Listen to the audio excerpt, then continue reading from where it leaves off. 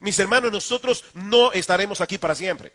El día llegará cuando toda esta generación de cristianos habremos desaparecido por completo. Y es ahora, no mañana, cuando debemos comenzar a preguntarnos qué será de Iglesia Bíblica del Señor Jesucristo cuando llegue ese día.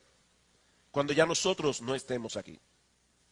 Ese es el tema que comenzamos a considerar esta mañana a la luz de la enseñanza del Salmo 78. Y como ya dijo el pastor Salvador, por causa del tiempo, solo pudimos tocar 2 de los 3 encabezados que tenía previsto para el mensaje de la mañana. Vimos en primer lugar que es la voluntad expresa de Dios para su pueblo que se esfuerce por alcanzar a la próxima generación. Salmo 78 otra vez, dice la palabra de Dios: escucha, pueblo mío, mi ley, inclinad vuestro oído a las palabras de mi boca, abriré mi boca en proverbios, hablaré cosas escondidas desde los tiempos antiguos, las cuales hemos oído y entendido, porque nuestros padres nos las contaron. No las encubriremos a sus hijos, contando a la generación venidera las alabanzas de Jehová y su potencia y las maravillas que él hizo. Y vemos más adelante cómo ellos estaban empeñados en que no solamente sus hijos escucharan eso que ellos habían escuchado de sus padres, sino también equipar a sus hijos para que ellos también a su vez lo cuenten a sus hijos.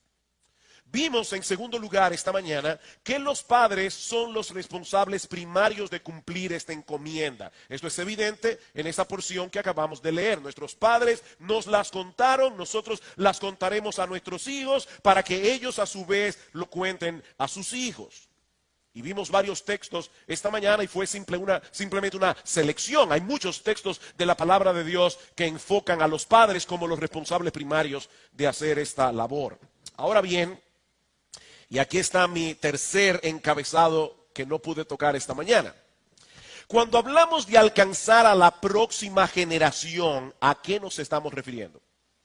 Alguien pudiera pensar que con todo lo que ya hemos dicho, eso es evidente y claro, pero yo no quiero dejar esto simplemente como una presuposición.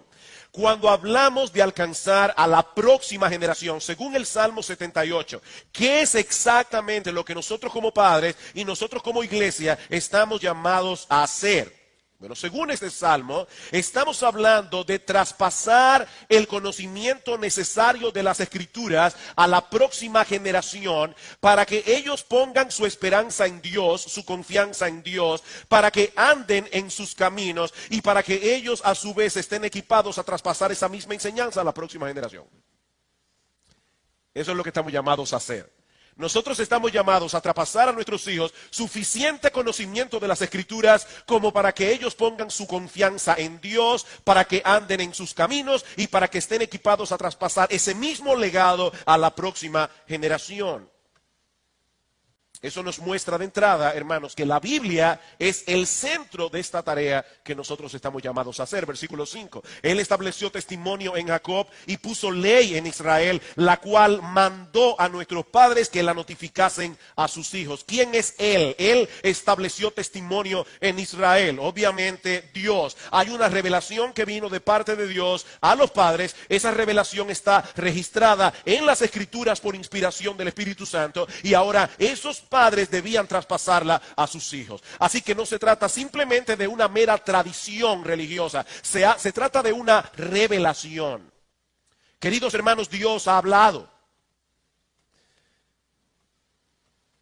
Yo no estoy esperando que ustedes salten de sus asientos con esa declaración, pero ¿saben qué? Deberíamos saltar de nuestros asientos. Dios ha hablado.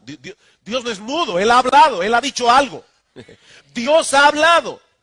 Y lo que Él ha dicho es tan importante, es tan trascendental, que eso debe ser traspasado de una generación a la otra. Eso quiere decir, como bien señala John Piper, que la Biblia es el sol en el sistema solar de todo lo que enseñamos a nuestros hijos, tanto en el hogar como en la iglesia. Hay muchos libros en el planeta, muchos libros cristianos inclusive, que nosotros podemos usar, pero mis hermanos, todos los otros libros son como planetas oscuros que deben ser iluminados con la luz que emana de este libro. Todos los libros escritos por hombres deben ser juzgados y evaluados a la luz de lo que dice este libro. Es así de sencillo.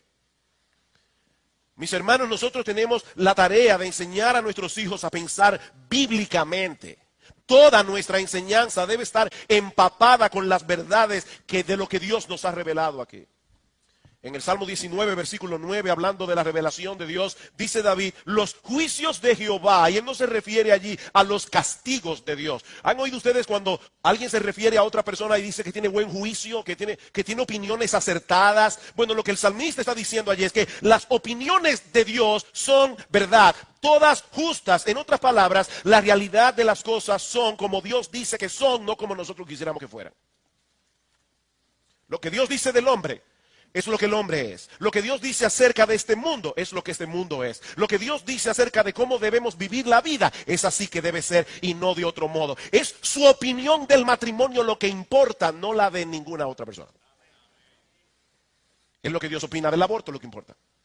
Es lo que Dios opina de la eutanasia lo que importa. Es lo que Dios opina con respecto a cualquier cosa lo que importa. Y como decíamos esta mañana, cuando los expertos y la palabra de Dios se contradicen, entonces sea Dios veraz y todo hombre mentiroso. La palabra de Dios es infinitamente más preciosa que cualquier teoría o filosofía que el mundo pueda proveer. Y es esa palabra la que debemos traspasar a nuestros hijos. ¿Con qué propósito? ¿Cuál es la meta que nosotros queremos alcanzar? Que pongan su confianza en Dios. Versículo 7, a fin de que pongan en Dios su confianza. Y no se olviden de las obras de Dios. Mis hermanos, la meta de esta instrucción no es levantar una generación de personas decentes. La meta no es levantar una generación de personas laboriosas. Es una generación de hombres y mujeres que tengan tal conocimiento de la gloria, el poder, la majestad y la magnificencia de nuestro Dios, que pongan toda su confianza únicamente en Él. Por eso es que dice en el versículo 4, no las encubriremos a sus hijos, contando a la generación venidera las alabanzas de Jehová y su potencia y las maravillas que hizo. Mis hermanos, la Biblia no es un conjunto de historias de las que nosotros podemos sacar lecciones morales y religiosas o espirituales. No, la Biblia es el libro en el que Dios se revela al hombre. De manera que si la enseñamos correctamente, nuestros hijos se van a topar con ese Dios de gloria, con ese Dios magnificente en cada una de sus páginas. No es la historia de Abraham, es la historia del Dios de Abraham. No es la historia de David, es el Dios de David. No es la historia de Daniel, es el Dios de Daniel. Y el Espíritu Santo puede usar esa visión de Dios para traer a nuestros hijos al arrepentimiento y a la fe. De paso, esa es la fortaleza del currículum que nosotros usamos en nuestras clases de escuela dominical, el currículum de niños deseando a Dios, que todo gira en torno a la persona de Dios, no en torno a la persona del hombre. Hay muchas historias en la Biblia, pero todas ellas revelan una gran historia cuyo único protagonista es el Dios Trino, que salva a los pecadores a través de la obra redentora de Dios el Hijo. Él es el protagonista, Él es el héroe. Y esa es la gran historia que nuestros hijos deben conocer para que aprendan desde niños que nuestro Dios es enteramente digno de confianza. Y por supuesto, hermanos, nosotros tenemos un testimonio que dar a nuestros hijos. No se trata simplemente de darles una lección bíblica. Es que cuando vengan los problemas, nuestros hijos puedan ver en nosotros que de verdad nosotros confiamos en Dios. Podemos confiar en Él.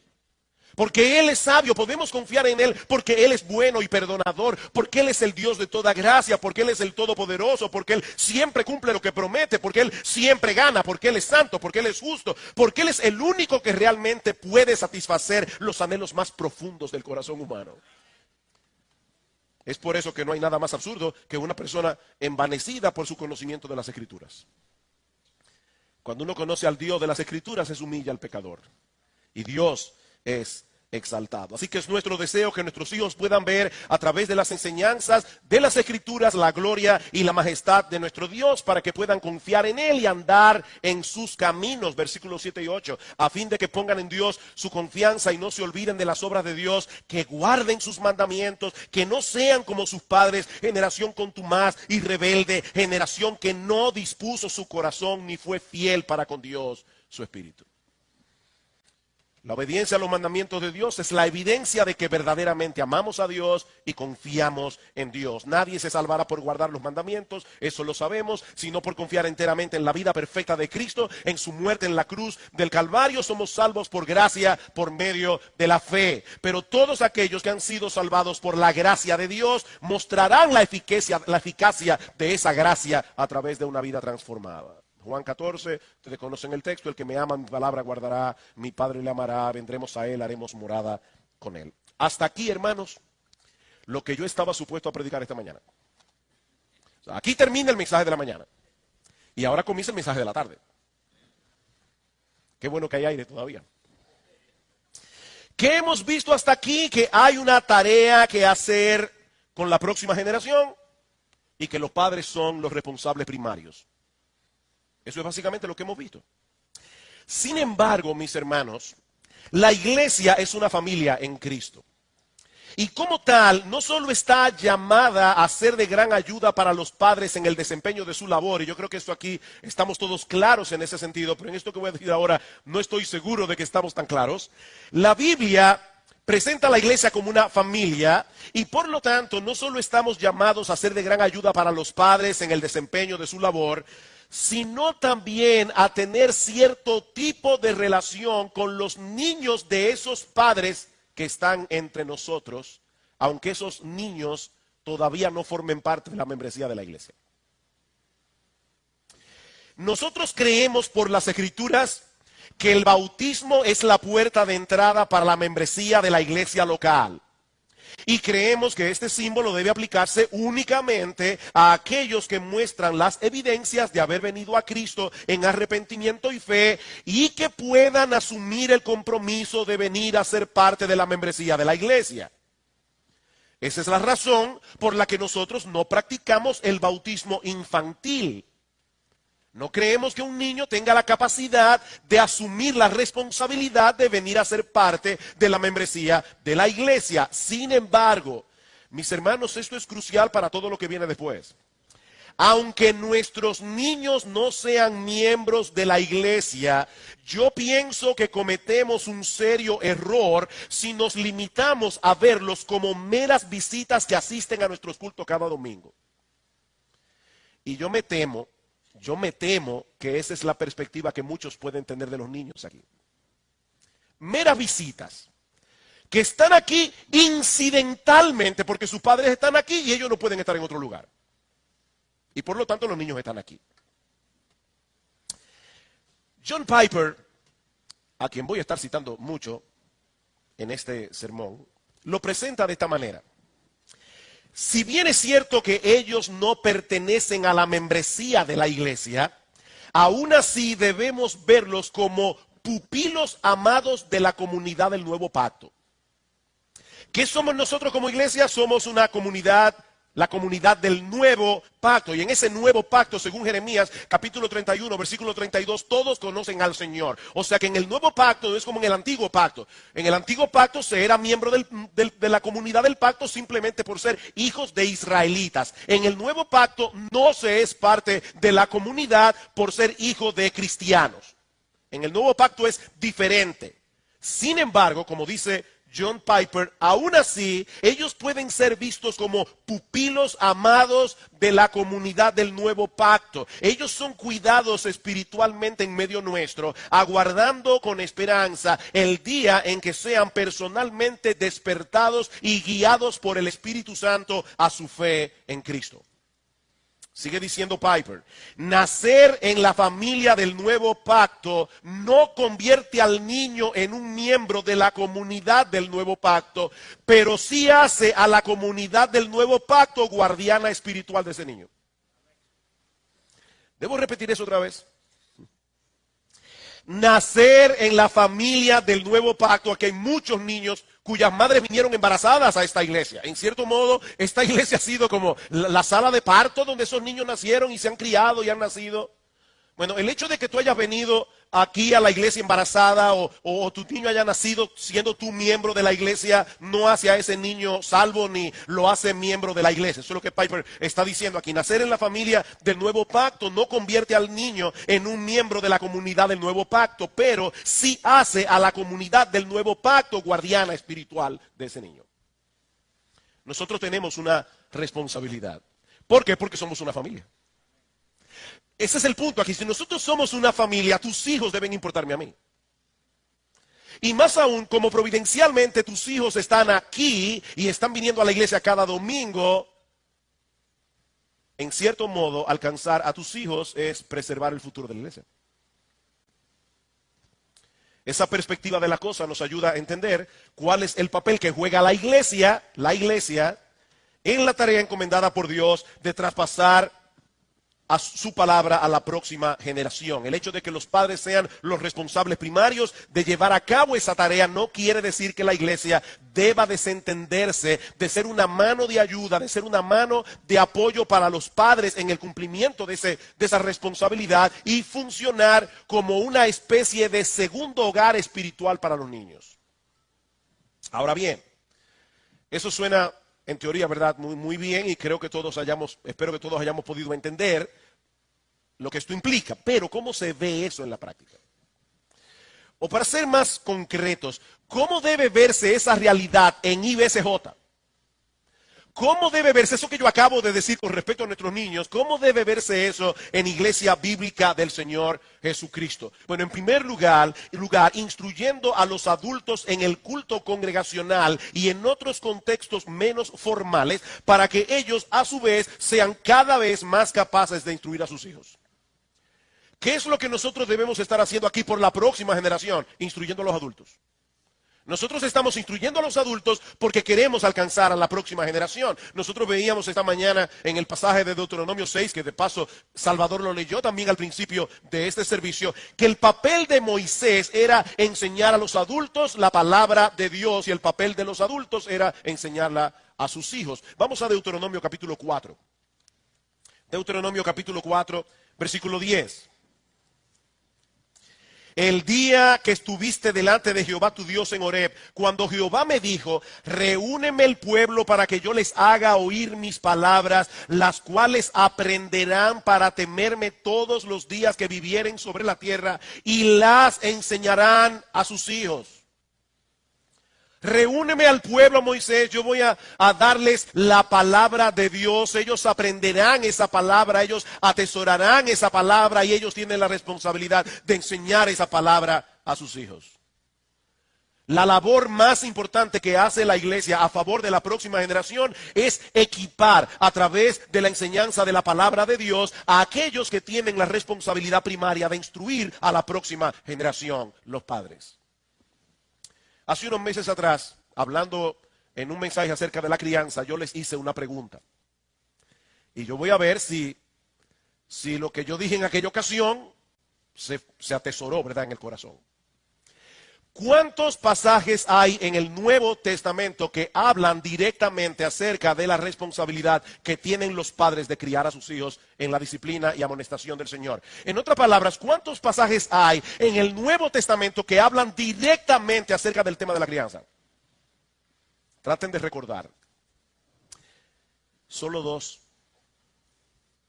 Increíble, un tema tan importante y en todo el Nuevo Testamento hay solo 2 versículos que hablan de la responsabilidad de los padres. Efesios capítulo 6 versículo 4, Colosenses capítulo 3 versículo 1 y con muy pocas variantes ambos textos enseñan prácticamente lo mismo. Padres, no provoquéis a ira a vuestros hijos, sino criadlos en la disciplina y amonestación del Señor. Padres, no exasperéis a vuestros hijos para que no se desalienten. Eso es todo lo que el Nuevo Testamento dice acerca de la crianza de los hijos. La pregunta es, ¿cómo podemos explicar eso? ¿Será que el Señor no le da tanta importancia a la crianza de los hijos? Bueno, por lo que hemos visto, obviamente no, Dios le da mucha importancia. ¿Será que al Espíritu Santo se le olvidó incluir más textos bíblicos acerca de ese tema? No, porque la palabra de Dios es perfecta, la palabra de Dios dice exactamente lo que debe decir. ¿Cómo explicamos esa omisión? La respuesta más obvia es que la Biblia no es un manual de paternidad. La Biblia es una historia de redención. El centro de las Escrituras es el plan de salvación diseñado por Dios para reconciliar con Él a pecadores rebeldes, perdonando todos sus pecados y adoptándolos como hijos en base a la obra redentora de Cristo en la cruz del Calvario. Ahora viene la parte interesante. En la misma medida en que los adultos están cada vez más empapados del Evangelio y entienden las implicaciones del Evangelio, en esa misma medida estarán equipados para criar a sus hijos en la disciplina y amonestación del Señor. ¿Por qué algunos padres tienen problemas en la crianza de sus hijos? Porque ellos no saben cómo conectar los puntos, ellos no saben cómo conectar los que ellos dicen creer del evangelio con la crianza de sus hijos. ¿Por qué tú te exasperas con tus hijos? Porque fallan y fallan y fallan una y otra vez, y lo que corregiste ayer tienes que volver a corregirlo hoy porque estás olvidando el evangelio. ¿No es eso lo que Dios hace contigo todo el tiempo? ¿Por qué muchas veces no sabemos cómo instruir a nuestros hijos? Porque no estamos conectando los puntos con el evangelio. Así que lo que estamos supuestos a hacer en esta comunidad del nuevo pacto es animarnos y ayudarnos mutuamente a conectar los puntos del evangelio con la crianza, el evangelio con el trabajo, el evangelio con las tentaciones, el evangelio con mis luchas, el evangelio con todo lo demás. En el documento de Niños Deseando a Dios, que hemos citado ya, dice lo siguiente al respecto. Como parte de una iglesia, los padres están conectados a un cuerpo colectivo de sabiduría, una red de apoyo y ánimo que puede ayudarles en la responsabilidad de la crianza. Eso es especialmente importante dada la realidad de hogares de padres solteros, matrimonios con un yugo desigual y familias espiritualmente disfuncionales. Las iglesias están en una posición única para ayudar a cerrar la brecha para los niños y los padres que se encuentran en situaciones no ideales. Hermanos, ustedes se imaginan cómo debe ser una iglesia donde todos los miembros están apoyando a aquella madre divorciada que está sola tratando de llevar adelante a su hijo, o aquel joven que viene de una familia disfuncional y no tiene el papel claro de lo que es un papá, y hay hombres en la iglesia que pueden ayudar a ese joven a entender esa visión. Somos una familia, hermanos. Somos una comunidad. Nosotros no podemos desentendernos de la problemática de los niños y jóvenes que están en medio nuestro, porque son parte, son pupilos amados de esta comunidad del nuevo pacto, aunque no sean miembros de ella. Así que lo primero que hace Iglesia Bíblica, o debería ser Iglesia Bíblica del Señor Jesucristo, es instruir a los adultos en el culto público, en otros contextos menos formales, para que ellos a su vez sean cada vez más capaces de instruir a sus hijos. En segundo lugar, Iglesia Bíblica debería proveer instrucción a nuestros hijos a través del ministerio de niños y jóvenes de Iglesia Bíblica del Señor Jesucristo. Por la providencia de Dios, nosotros tenemos en medio nuestro a un grupo de padres, miembros de esta congregación, que están entre nosotros con sus hijos. ¿No deberíamos tomar ventaja de esta realidad para tratar de alcanzar esta generación con la palabra de Dios, trabajando juntamente con los padres? Bueno, hermanos, esa es la razón de ser del ministerio de escuela bíblica o de escuela dominical. No se trata de un lugar en el que tratamos de entretener a los niños para que los padres puedan recibir instrucción en la iglesia tranquilo, con menos distracción. No, hermanos, no es un tiempo de cuidado, no es un tiempo de entretenimiento, es un tiempo de instrucción. Y otra vez nos identificamos plenamente con el documento de Niños Deseando a Dios cuando dice: es nuestra convicción que podemos hacer mucho para nutrir la fe de los niños que nos han sido encomendados. Al ver la agenda del mundo para con nuestros niños, percibimos una tremenda urgencia para que los padres cristianos y la iglesia presenten una agenda aún más impactante para ver a Dios en la vida de nuestros hijos. Hermanos, ellos tienen una agenda allá afuera. No recuerdo quién me decía esta mañana de las cosas que están pasando en países como Estados Unidos y otros lugares donde a los niños desde pequeños se les quiere hacer ver la homosexualidad como algo normal y natural. Y de hecho en las escuelas se lleva a los niños a jugar que son homosexuales. Hermanos, eso es una realidad que estamos viviendo. El mundo tiene una agenda. La pregunta es, ¿qué vamos a hacer nosotros como iglesia? Sigue diciendo este documento: nuestra visión para los niños debe ser más grande que la visión del mundo para ellos. Que nunca se diga de nosotros que nos quedamos de brazos cruzados viendo mientras el mundo moldeaba a nuestros hijos. Hermano, que nunca se diga eso de nosotros. Nosotros como iglesia debemos asumir esa responsabilidad. Así que por favor, mis hermanos, por favor, Dios, en nombre de todo el equipo de escuela bíblica, de Iglesia Bíblica del Señor Jesucristo, en nombre de todos los maestros, por favor, no vuelvan a preguntar si hay cuidado de niños. Porque aquí nunca hay cuidado de niños. Nosotros no estamos aquí como una guardería, nosotros no somos cuidadores de niños, somos instructores. Por favor, hermanos, quitémonos ese vocabulario de nuestras bocas. ¿Alguna vez tú has pensado que en el hecho de que en esas aulas se encuentran sentados probablemente los futuros miembros y pastores de esta iglesia? Y lo que es todavía más crucial, ¿alguna vez has considerado el hecho de que cualquiera de esos niños en cualquier momento puede pasar a la eternidad? ¿Cuándo comenzaremos a tomar en serio la salvación de sus almas? ¿Cuándo comenzaremos a tomar en serio la salvación de sus almas? Comentando acerca de ese pasaje que voy a citar en un momento, cuando el Señor bendice a los niños, dice Juan Carlos Ryle: estos versículos nos animan a intentar grandes cosas en la instrucción religiosa de los niños. Tratémoslos desde sus primeros años como a quienes tienen almas que se habrán de salvar o perder. Esforcémonos por llevarlos a Cristo. Asegurémonos de que conocen la Biblia tan pronto como tengan un mínimo de entendimiento. El mundo nos dice que debemos esperar hasta que nuestros hijos sean mayores y entonces ellos puedan decidir por sí mismos el conjunto de creencias que ellos van a aceptar. Alguien me decía en el día de hoy: wow, esa es una trampa diabólica. Es como si el diablo nos estuviera diciendo: no se preocupen, yo me encargo de ellos.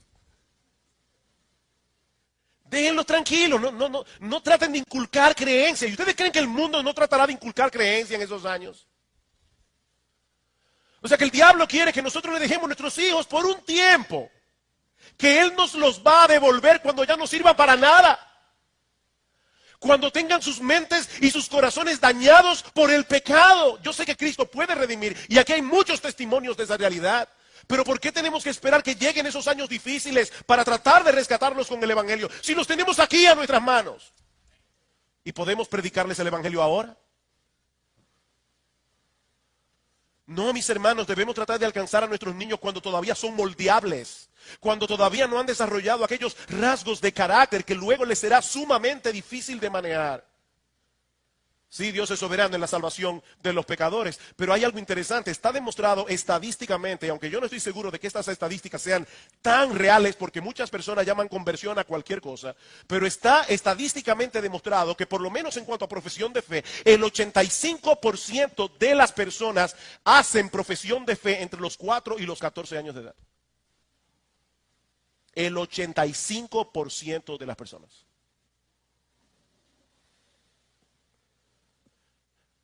No, mis hermanos, nosotros no estamos aquí para hacer que la iglesia sea más entretenida para nuestros hijos. Hay padres que tienen preocupación con eso, quieren que la iglesia sea entretenida. No, hay muchas entretenciones allá afuera. La iglesia debería ser amada por nuestros hijos, la iglesia no debería ser aburrida, la iglesia debería ser estimulante para nuestros hijos, pero no estamos aquí para eso. Estamos aquí para que ellos reciban el evangelio de la salvación en medio nuestro. Estamos aquí para que ellos sean ayudados a forjar una mentalidad bíblica desde pequeños.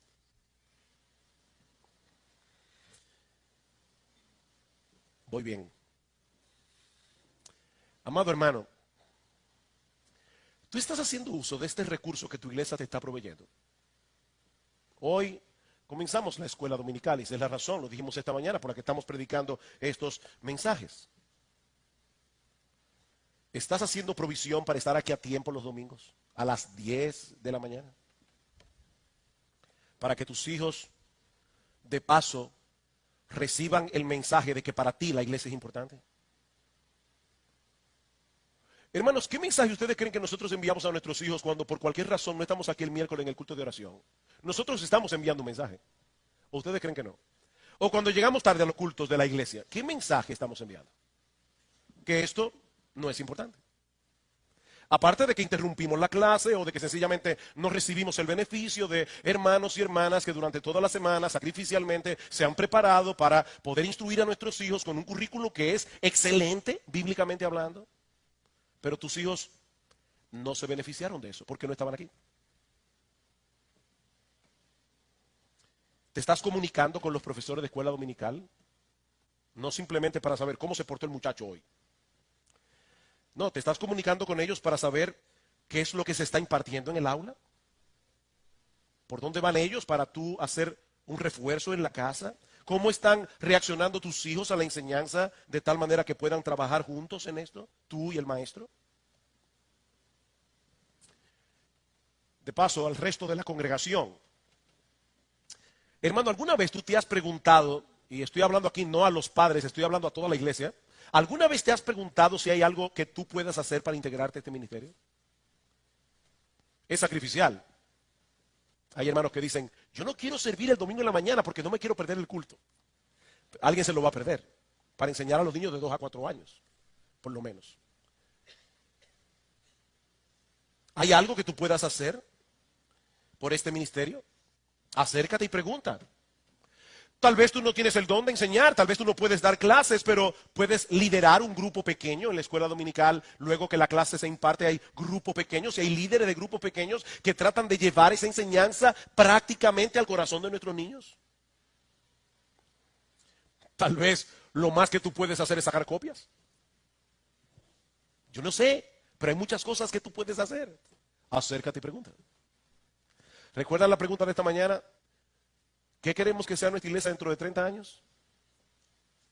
Bueno, tenemos que comenzar a trabajar ahora, no dentro de 30 años. Pero hay un aspecto más que no debemos pasar por alto, y este es quizás el aspecto más extenso del papel que juega la iglesia en la tarea de alcanzar a la próxima generación. Y es recibiendo a los niños en nuestros cultos con alegría y un verdadero deseo de que la presencia especial de Dios en medio nuestro obre poderosamente en sus almas. Recibiendo a los niños en nuestros cultos con alegría y un verdadero deseo de que la presencia especial de Dios en medio nuestro obre poderosamente en sus almas. Marcos capítulo 10, versículo 13. Marcos capítulo 10, versículo 13 al 16.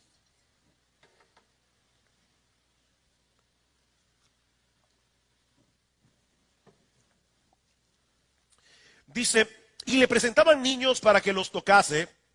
Si ustedes ven el contexto, el Señor está enseñando acerca del divorcio. Los israelitas en esa época tenían mucho interés en este tema.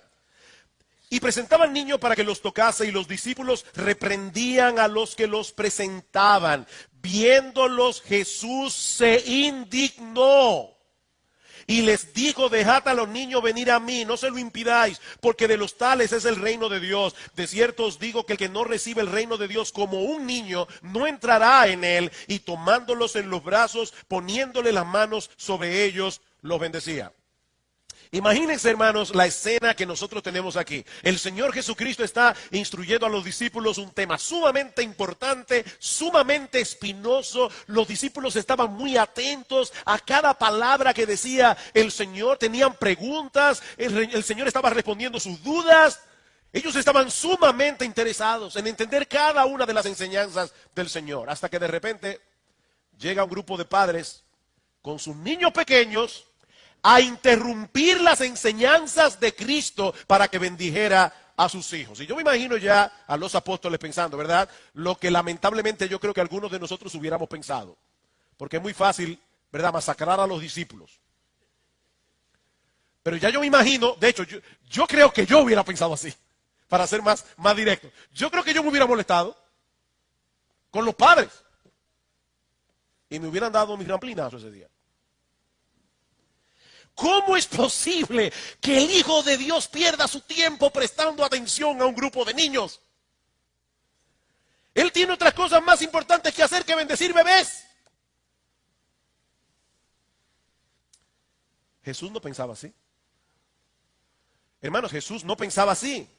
En vez de molestarse con estos padres o con sus niños menos, Jesús se molestó más bien con los apóstoles por tratar de impedir que esos niños llegaran a Él para ser bendecidos. Cristo se molestó. De hecho, la palabra que se usa en el versículo 14 es una palabra muy fuerte. Cuando dice que se indignó, Jesús estaba molesto, hermanos. Molesto. Muy indignado. Jesús quería bendecir a esos niños. Jesús quería orar por esos niños, porque Él no vino al mundo únicamente para salvar a adultos. Él vino también para salvar a niños, y para tratar con niños, y para sanar niños. Miren, nuestro Dios es tan misericordioso y le pone tanta atención a los niños. ¿Ustedes se acuerdan de esa escena cuando, estaba leyéndole esta semana, cuando Ismael y Agar son echados de la casa y están en el desierto y de repente ya Agar piensa que van a morirse de sed y dice que Ismael alzó la voz y gritó y dice que el Señor oyó la voz del muchacho. Dios le hizo bien a Agar por el niño, no al niño por Agar. Dios escuchó la voz de ese niño. Escuchó sus ruegos, sus gritos. Dios le hace caso a los niños. Mis hermanos, a lo largo de la historia de la redención, nosotros vemos el interés de Dios de que los niños participen junto a los adultos cuando su palabra es enseñada. Josué capítulo 8. Josué capítulo 8, versículos 34 y 35. Y quiero buscar estos textos de la palabra de Dios, no quiero darlos por sentado. Dice, después de esto leyó todas las palabras de la ley. Yo me pregunto, ¿cuánto tiempo pasó Josué leyendo todas las palabras de la ley? Los primeros 5 libros de la Biblia. ¿Cuánto tiempo se lleva a leer en voz alta Génesis, Éxodo, Levítico, Número, Deuteronomio? Y ahí estaba toda la congregación, sin aire acondicionado. Leyó todas las palabras de la ley, las bendiciones y las maldiciones conforme a todo lo que está escrito en el libro de la ley. No hubo palabra alguna de todo cuanto mandó Moisés que Josué no hiciese leer delante de toda la congregación de Israel y de las mujeres, de los niños y de los extranjeros que moraban entre ellos. Ahí no estaban los padres diciendo, hay cuido de escuela. No. No había cuido de nada con sus niños. Oyendo la ley entera. ¿Qué le parece? Nehemías capítulo 8. Nehemías capítulo 8. Y se juntó todo el pueblo como un solo hombre en la plaza que está delante de la puerta de las aguas, y dijeron a Esdras el escriba que trajese el libro de la ley de Moisés, la cual Jehová había dado a Israel. Y el sacerdote Esdras trajo la ley delante de la congregación, así de hombres como de mujeres y de todos los que podían entender. Y en el versículo 3 vuelve sobre lo mismo, todos los que podían entender. Esa es la razón por la que nosotros tenemos aquí a los niños a partir de 5 años. Entendemos que ellos pueden entender. Segunda de Crónicas, capítulo 20, versículo 13, el pueblo de Israel está en un gran aprieto. Segunda de Crónicas, capítulo 20, versículo 13. Dice, y todo Judá estaba en pie delante de Jehová con sus niños y sus mujeres y sus hijos. Ahí estaba todo el mundo de pie ante Dios, rogando por liberación. Hay algunos padres que se nos acercan y nos dicen, pastores, ¿y por qué no tenemos mejor a los niños fuera del culto? Porque ellos no entienden lo que se está predicando. Además, algunos adultos me dicen, ni yo lo entiendo mucho. Eso ya es un problema. Pero entonces, ¿para qué tener a los niños aquí? ¿No sería mejor? Hace unos años atrás, muchos años atrás, muchos, yo era soltero en esa época, muchos años, tengo 32 de casado. Nuestra iglesia tenía un culto para niños. Y yo lo recuerdo muy bien porque yo era que lo lideraba junto con mi novia en esa época. Yo tenía 18 años. ¿Por qué no hacemos eso? ¿Por qué no tenemos un culto para niños? Y sacamos a los niños de aquí. Si no están entendiendo nada, o no mucho. Los esposos John y Noel Piper escribieron un breve tratado titulado La familia juntos en la presencia de Dios. Y hermanos, definitivamente, yo no puedo decirlo mejor que ellos, así que ustedes me van a permitir leerles algunos extractos de este folleto. La familia adorando juntos en la presencia de Dios. Por ejemplo, dicen ellos, Hay varias razones por las que instamos a los padres a traer a sus hijos a la reunión de adoración.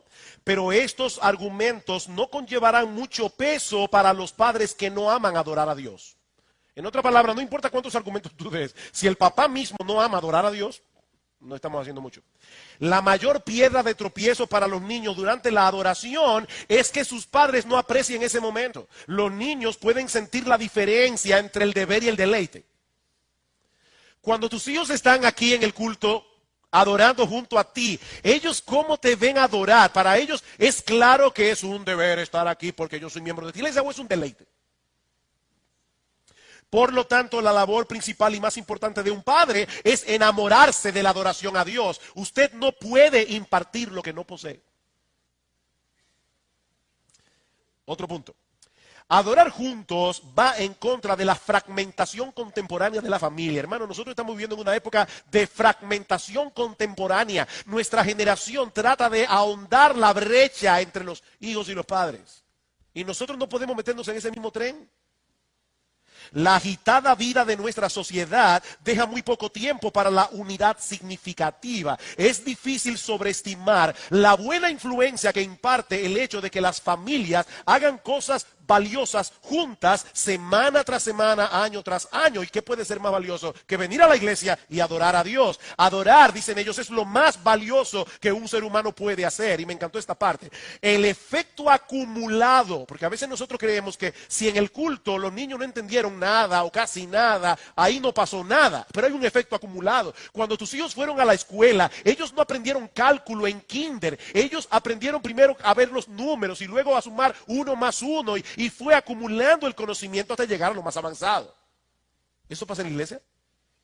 Dicen ellos, el efecto acumulado de 650 servicios de adoración junto a papá y mamá entre las edades de 4 y 17 años es incalculable. Incalculable. Los padres tienen la responsabilidad de enseñar a sus hijos con su propio ejemplo el significado y el valor de la adoración. Por lo tanto, los padres deberían desear que sus hijos estén con ellos en la adoración para que los niños puedan absorber el espíritu y la forma en que sus padres adoran. ¿Por qué queremos enviarlos a que otros se encarguen de eso? Cuando la mayor influencia deberíamos ser nosotros. Los niños deberían ver cómo papá y mamá inclinan sus rostros en sincera oración durante el preludio y en otros momentos que no son dirigidos. O sea, estamos aquí en la iglesia, papi está orando por el culto. El culto no ha empezado todavía, pero el niño lo ve eso. Deberían ver cómo papá y mamá cantan alabanzas a Dios con gozo en sus rostros y cómo hambrientamente escuchan la palabra de Dios. Deberían absorber el espíritu de sus padres encontrándose con el Dios viviente. Los niños deberían ver eso.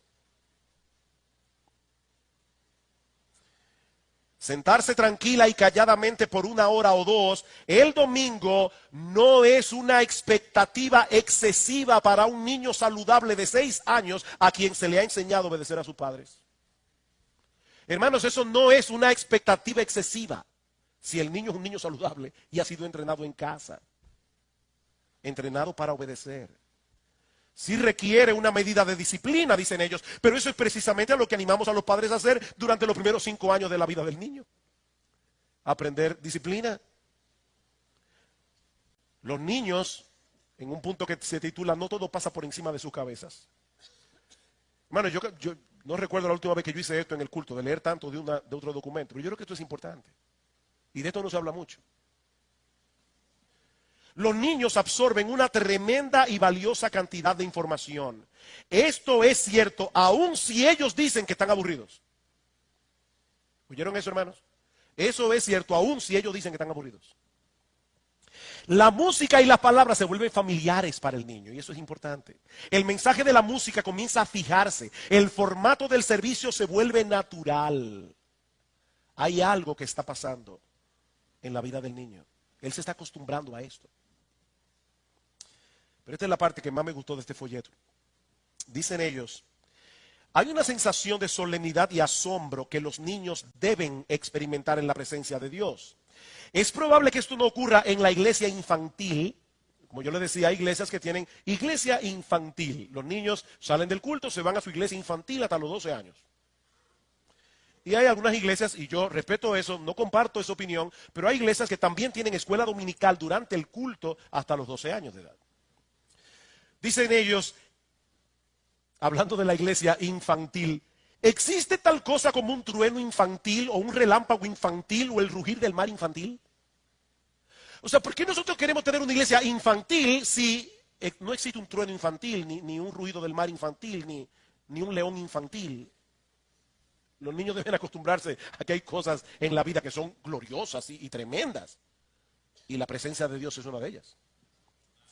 Una sensación profunda de lo desconocido y lo misterioso puede nacer en el alma de un niño sensible durante la adoración solemne si sus padres están buscando fervientemente a Dios por sí mismo. Una profunda emoción por la magnificencia de Dios puede llegar al joven y tierno corazón a través de ciertas partes de los grandes himnos o del fuerte silencio o de una prédica con autoridad.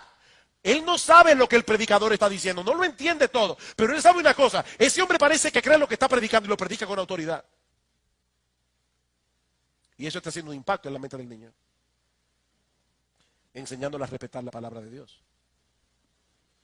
Esto es de inmensurable valor para cultivar un corazón que teme y ama a Dios. Y ahora escuchen esta parte, la última que le voy a leer. No creemos que los niños que han estado en la iglesia infantil por varios años, entre las edades de 6 y 12 años, tendrán mayor inclinación o estarán mejor entrenados para disfrutar la alabanza que si hubieran pasado todos esos años al lado de sus padres. De hecho, es probable que sea lo opuesto. Probablemente será más difícil aclimatar a un niño de 10 o 12 años a un nuevo servicio de alabanza que a un niño de 5 o 6. El cemento ya no está tan fresco a los 12 años y ya se han esfumado vastas posibilidades de moldear los impulsos de su corazón. Ahora, hermanos, algunos dirán, amén, amén, amén, qué bueno. Pero eso quiere decir que nosotros estaremos dispuestos a hacer ciertas cosas. ¿Qué se espera de un niño en el culto? Respeto por la casa del Señor. Nosotros como padres tenemos que enseñarles respeto por la casa del Señor, respeto por los adultos. Hermanos, a veces hay niños que van corriendo, si se encuentran con una señora mayor, vamos a tener que ir a la Plaza de la Salud por lo menos. Tenemos que enseñarle que esto no es un parque y que hay ciertas cosas en lo que deben, ¿verdad?, cuidarse. Respeto por otros. Ahora, ¿qué se espera de los miembros de la iglesia? Esta es la parte que me interesa a mí. A los padres podemos tomarlos aparte y enseñarles algunos tips de cómo cuidar a sus hijos aquí en el culto. Pero hermanos, ¿qué se espera de la iglesia si esto es una realidad? Bueno, en primer lugar, que hagan sentir bienvenidos a los niños entre nosotros. Mi hermano, hagamos sentir bienvenidos a los niños entre nosotros. Estamos contentos de que estén aquí. Oigan, niños que están aquí esta noche. Estamos contentos de que estén aquí.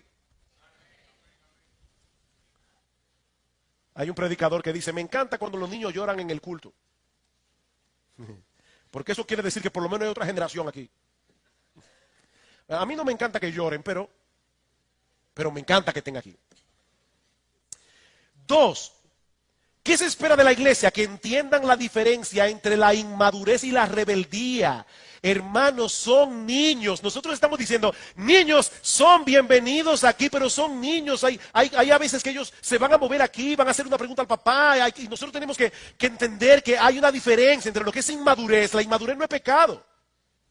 La inmadurez es inmadurez. ¿Alguna vez ustedes llegaron a pensar en el hecho de que Jesús fue torpe? ¿O ustedes creen que yo estoy diciendo una herejía?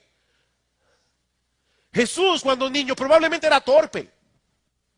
Se le caían las cosas. Él no siempre ganaba cuando jugaban los juegos. Él era un niño, él tuvo que crecer, él tuvo que madurar.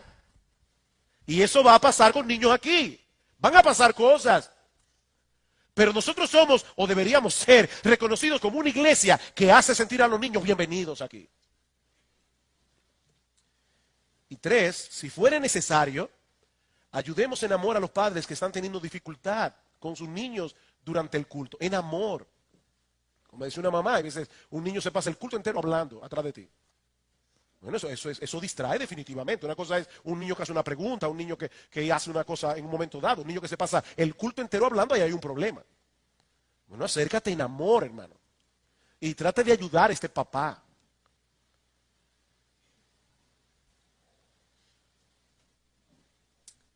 Hermanos, antes de concluir, yo quisiera, por favor, que ustedes fueran conmigo a Apocalipsis capítulo 7. Apocalipsis capítulo 7. Yo les decía esta mañana que quería hacer con ustedes un ejercicio de imaginación. Bueno, yo voy a terminar con otro ejercicio de imaginación. Apocalipsis capítulo 7, versículos 9 al 12. Después de esto miré, por favor visualízalo, visualiza esto. Quiero decir imagínatelo para que no se viene a decláralo. No, yo no estoy diciendo eso, es visualiza la escena. No, en ese caso. Después de esto miré, y he aquí una gran multitud, la cual nadie podía contar, de todas naciones y tribus y pueblos y lenguas, que estaban delante del trono y en la presencia del Cordero, vestidos de ropas blancas y con palmas en las manos, y clamaban a gran voz diciendo: la salvación pertenece a nuestro Dios, que está sentado en el trono, y al Cordero. Y todos los ángeles estaban en pie alrededor del trono y de los ancianos y de los 4 seres vivientes, y se postraron sobre sus rostros delante del trono y adoraron a Dios diciendo: amén. La bendición y la gloria y la sabiduría y la acción de gracias y la honra y el poder y la fortaleza sean a nuestro Dios por los siglos de los siglos. Amén. Por un lado, la Biblia nos enseña que nuestro Dios es soberano. Eso quiere decir que nuestro Dios lo controla todo. Nuestro Dios tiene control absoluto sobre todo lo que Él ha creado, a tal punto que el Señor Jesucristo nos dice en Mateo capítulo 10, versículo 29, que no se cae un pajarito a tierra sin la voluntad de Dios. Piensen en eso. Estaba leyendo que los científicos estiman que la población mundial de aves oscila, no es un número fijo porque las aves nacen, mueren, pero oscila entre los 50,000 millones y los 430,000 millones de aves. Y Dios tiene el control de cada una de ellas. No se cae a tierra un pajarito sin la voluntad de Dios. La voluntad de Dios abarca aún las cosas más pequeñas, microscópicas, como el coronavirus, que ocurren en su universo, porque el que no lo controla todo, no controla nada. Eso es lo que nos pasa a nosotros, ¿verdad? Cualquier imprevisto puede echar por tierra nuestros planes. Nuestra hija mayor está en los Estados Unidos, ustedes lo saben, ella regresaba este viernes, pero a nuestro nieto menor le dio COVID. Y luego a la niña le dio COVID, a una de las niñas, ¿ya? No pudieron viajar. Nosotros hacemos planes, pero una cosita tan pequeña como el coronavirus impide nuestros planes. Si hubiera sido gripe no hubiera habido ningún problema, pero no era gripe. Pero mis hermanos, a Dios no le sucede eso. Porque dice la Escritura que nada ni nadie puede impedir, puede detener la mano de Dios, dice en Daniel capítulo 4, para que Él haga lo que Él ha decidido hacer, porque yo soy Dios y no hay otro Dios, dice en Isaías 46, y nada hay semejante a mí, que anuncio lo por venir desde el principio y desde la antigüedad lo que aún no era hecho, que digo, mi consejo permanecerá y haré todo lo que yo quiero. Ese es nuestro Dios. Y Pablo dice en Efesios capítulo 1 versículo 11 que nuestro Dios obra todas las cosas conforme al consejo de su voluntad. No el 50% de las cosas, no el 90 ni el 99. Él obra todas las cosas conforme al consejo de su voluntad. La pregunta que eso levanta es: ¿qué sentido tiene que oremos? Si a final de cuentas va a suceder lo que Dios ha decretado que va a suceder. ¿Hace alguna diferencia el hecho de que yo le ore a Dios o no? Bueno, en el pasaje que vamos a estudiar en esta mañana, nosotros encontramos algunas respuestas a ese dilema. Les pido por favor que vayan conmigo a Romanos capítulo 15. Incidentalmente, Pablo trata con este dilema. Versículo 30. Os ruego, hermanos, por nuestro Señor Jesucristo y por el amor del Espíritu, que os esforcéis juntamente conmigo en vuestras oraciones a Dios por mí, para que sea librado de los que son desobedientes en Judea, y que mi servicio a Jerusalén sea aceptable a los santos, y para que con gozo llegue a vosotros por la voluntad de Dios, y encuentre confortante reposo con vosotros. El Dios de paz sea con todos vosotros. Amén. Como vimos la semana pasada, Pablo deseaba llevar el evangelio hacia España, en la frontera occidental del Imperio Romano, pero desde hace mucho tiempo él deseaba visitar a los creyentes en Roma. Así que él había planificado pasar por Roma en su viaje a España. Eso fue lo que vimos en el pasaje que estudiamos el domingo pasado. Pero antes, Pablo tiene que desviarse en sentido contrario, le dice él a los creyentes en Roma. Quiero ir a ustedes, pero yo necesito primero ir a la ciudad de Jerusalén para llevarles una ofrenda que los creyentes de Macedonia y de Acaya, dos regiones en Grecia, los creyentes de Macedonia y Acaya han colectado para los pobres que están en Judea. Estas iglesias estaban compuestas mayormente por gentiles, es decir, personas que no eran judías. Ahora, Pablo sabía que ese viaje hacia Jerusalén encerraba dos grandes peligros.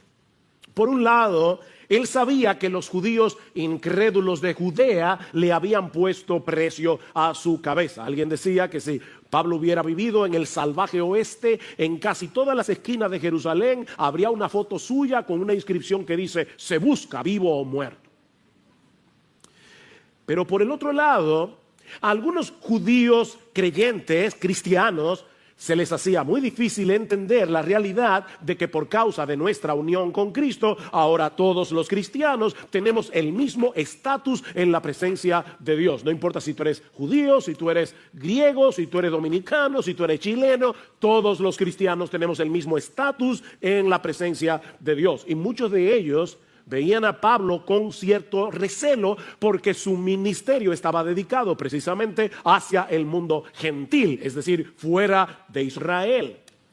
De manera que existía la posibilidad de que estos creyentes en Jerusalén rechazaran la ofrenda de estas iglesias de Macedonia y Acaya, y eso iba a poner en riesgo la unidad de la iglesia. Y de paso, estaba pensando que hay que amar mucho a Cristo y a la iglesia para hacer un viaje de más de 3,000 kilómetros sin tú saber cuál va a ser el resultado.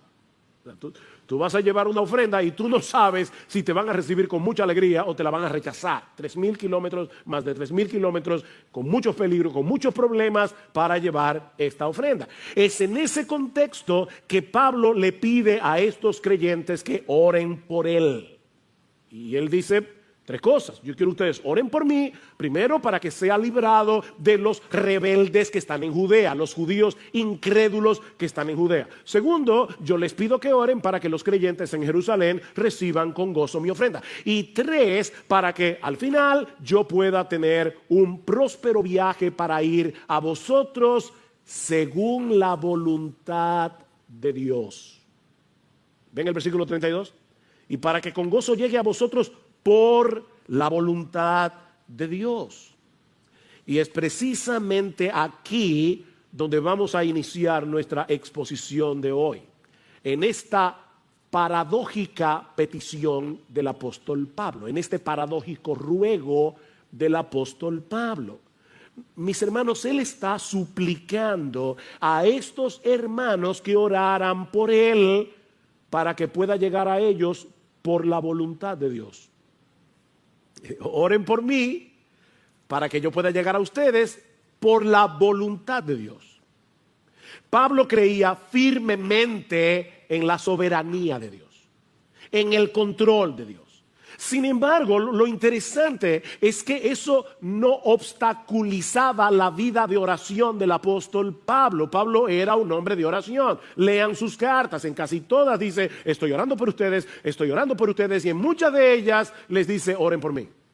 Pablo creía en la soberanía de Dios, pero eso no lo obstaculizaba en su vida de oración, sino que más bien lo impulsaba a orar.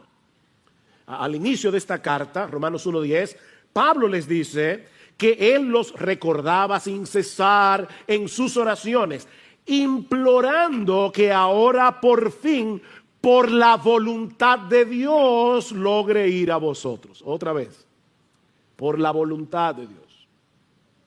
Y la pregunta es, ¿cómo se conectan esas dos cosas? La soberanía de Dios por un lado y nuestras oraciones por el otro. ¿Para qué orarle a un Dios que obra todas las cosas según el consejo de su voluntad? Bueno, mis hermanos, este no es el lugar para hacer un estudio profundo sobre la teología de la oración. Pero brevemente podemos decir al menos 5 razones, no 4 o 5, que deben movernos a orar al Dios del universo que por causa de Cristo ha venido a ser nuestro Padre. A ese Dios soberano que por causa de nuestra unión con Cristo ha venido a ser nuestro Padre. 5 razones para orarle a Él. En primer lugar, debemos orar porque Dios quiere que tengamos comunión con Él, abriéndole nuestro corazón como un hijo lo hace con su padre. Él quiere acercar nuestro corazón al suyo a través de la oración. Dios quiere que experimentemos la realidad de que somos sus hijos al depositar nuestras cargas sobre Él. Dice en Gálatas capítulo 4 versículo 6 que por el hecho de haber sido adoptados por Dios, escuchen esto, Él ha enviado el Espíritu de su Hijo a nuestros corazones clamando Abba, Padre. Wow. Dios envió el Espíritu Santo, que es el Espíritu de Cristo, a nuestros corazones para que nosotros podamos hablar con Él como lo hace Jesús. Eso es lo que Pablo está diciendo aquí.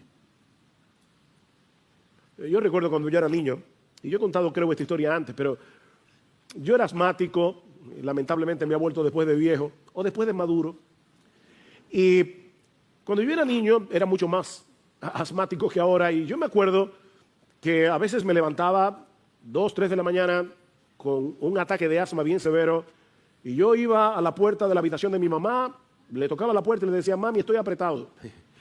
Y ella, con una cara tranquila, como si hubieran sido las 3 de la tarde, ella me daba el medicamento, se sentaba conmigo en la sala de mi casa, en una mecedora, a esperar que se me pasara el ataque de asma y luego nos íbamos ambos a dormir. Yo nunca oía a mi mamá quejarse por eso, era como lo más normal del mundo. Mis hermanos, lo que Dios quiere es que tú y yo tengamos esa misma confianza y vayamos al trono de nuestro Padre y le abramos nuestro corazón. Así que oramos porque Dios quiere que nosotros hablemos con Él. Pero en segundo lugar, debemos orar para manifestar nuestra dependencia en Dios, porque todos nosotros tenemos un sentido de autosuficiencia que deberíamos resistir constantemente en nuestro corazón. Y no hay una forma de hacerlo más eficaz que a través de la oración. Cada vez que nosotros oramos, estamos diciéndole al Señor, si Dios quiere, viviremos y haremos esto o aquello, como dice en Santiago. La oración es una declaración de absoluta dependencia en Dios. Y créeme, tu corazón, mi corazón necesitan ese recordatorio continuamente. En tercer lugar, debemos orar a Dios soberano, al Dios soberano que es ahora nuestro Padre por causa de Jesús. Debemos orar porque la oración glorifica a Dios. Al final de cuentas, todo lo que nosotros hacemos es para la gloria de Dios. Debemos orar porque la oración glorifica a Dios. Cuando oramos por algo y Dios responde, es Él el que se lleva la gloria. ¿No es así? Y todo lo que pidáis en mi nombre lo haré, dice el Señor en Juan 14, versículo 13, para que el Padre sea glorificado en el Hijo. Oren para la gloria de Dios. De hecho, esa es una de las razones por las que Dios quiere que no nos limitemos a orar como individuos, sino que oremos como iglesia. Y eso lo vemos en este mismo pasaje. Pablo había orado en el capítulo 1 porque él quería llegar a Roma. Y ahora le dice a los creyentes de Roma, oren por mí para que al final yo pueda llegar a vosotros. La oración de muchos contribuye a que Dios sea más ampliamente glorificado cuando Él responda el clamor de su pueblo. Escribiendo a los Corintios, Pablo les dice en su segunda carta que Dios lo había librado de morir en Asia y que él confiaba que Dios lo iba a librar otra vez. Y ahora escuchen, cooperando también vosotros con nosotros con la oración, para que por muchas personas sean dadas gracias a favor nuestro por el don que nos ha sido impartido por medio de las oraciones de muchos. Oren ustedes para que cuando Dios responde esa oración, muchos puedan elevar sus corazones en gratitud, dándole gracias a Dios. Nosotros debemos orar porque la oración glorifica a Dios.